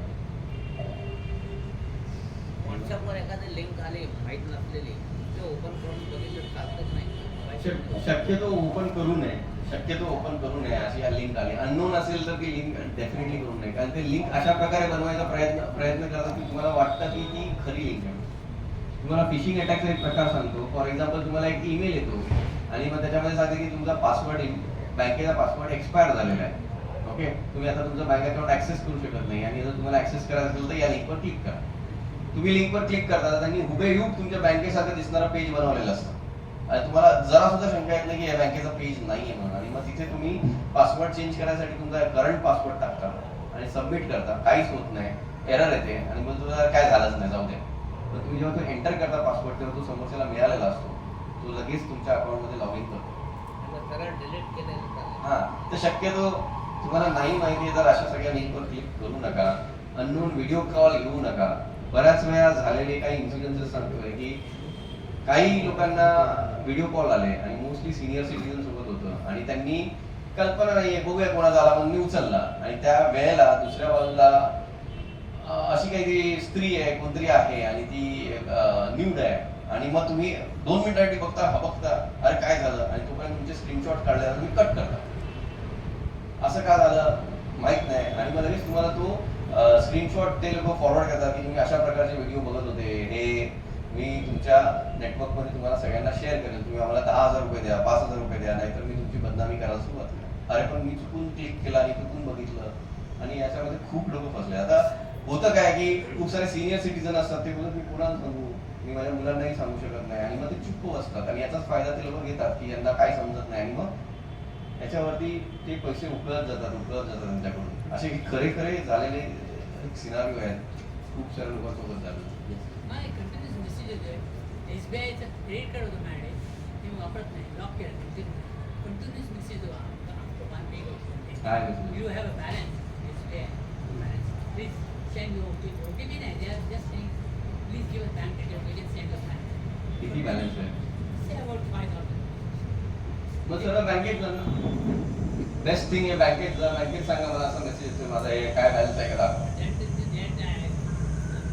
Issuing bank is about Delhi or something. That's fine, that doesn't matter. आता सगळं बँकिंग इंटरकनेक्टेड आहे.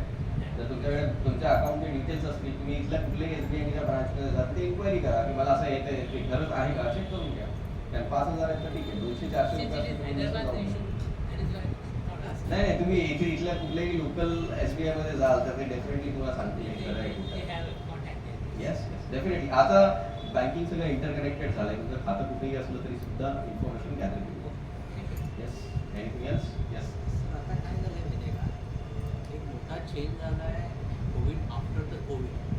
फिनान्शियल ट्रान्झॅक्शन व्हायचे म्हणजे आपण बरीच मंडळी म्हणजे मी स्वतः फिनान्शियल इंडस्ट्रीमध्ये काम करतो, तर वी हँडल द फिजिकल.